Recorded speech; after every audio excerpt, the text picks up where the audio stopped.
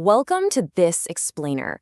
Look, if you're a front-end engineer, you already know the deal. Forms can literally be the absolute bane of your existence, right? They get messy fast. But today, we're going to flip the script. We are talking about conquering those complex form states cleanly, efficiently, and without the headaches. We are going to master form management with React Hook Form. Okay, let's dive into this. Here's a quick look at exactly what we'll be covering in this explainer. We're going to start with why React Hook Form, then jump into getting started in installation. After that, we'll break down the anatomy of a form input, master those validation rules, and talk about validation timing modes. Finally, we'll wrap the whole thing up with a performance advantage. Let's get moving. All right, Section 1, why React Hook Form, the lightweight champion.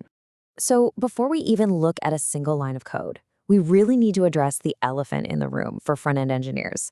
Dealing with those incredibly bloated, complex form states that just bog down our applications. When you stack React Hook Form up against older, heavier libraries like Formik, for example, the benefits are just undeniable. It is a completely lightweight champion with absolutely zero dependencies. None. And because it leans on uncontrolled inputs behind the scenes, you're getting demonstrably better performance and much faster mounting times. Honestly, it's just a cleaner, way faster way to handle your data. Moving on to Section 2, getting started and installation. Up and running in seconds. One of the best things here is that the barrier to entry for this tool is just incredibly low. Here is literally all it takes to get up and running. npm install React Hook Form. That's it. Setting this up in your terminal is fast, straightforward, and since it has zero dependencies, you're not going to sit there watching your node_modules folder expand into some massive black hole. You just install it, and boom, you're ready to build. Okay, Section 3, anatomy of a form input, building a login example. Let's actually ground these abstract concepts in a real-world developer scenario. We're going to create an email input for a standard login form. When we start progressively breaking down the anatomy of this field, we kick things off with the absolute basics. First up is the label. You know this one. It's just the simple user-facing text that we want to display right above the input, telling the user what we actually need from them. Next up, we have the name attribute, and this one is absolutely crucial for the internal wiring. The name essentially functions as the specific, unique key for our field's default value. It's exactly how React Hook Form registers, identifies, and tracks this specific piece of data inside your overall global form state. Now, here is where it gets really interesting. The control object. This right here is where the magic actually happens. It's generated by the useForm hook, and it is strictly required to get the current state of the field. You can basically think of this as the bridge between your input and the React Hook Form engine under the hood. It captures the field's live state super efficiently without triggering all those unnecessary app-slowing re-renders. Now, obviously, an email field in a login form usually isn't optional, right? You gotta have it. That is where the is mandatory field comes into play. This represents a Boolean validation directly related to the required rule.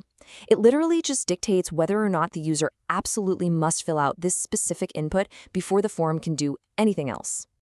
And because we want an actual valid email address, not just, some random text, we use the is email field.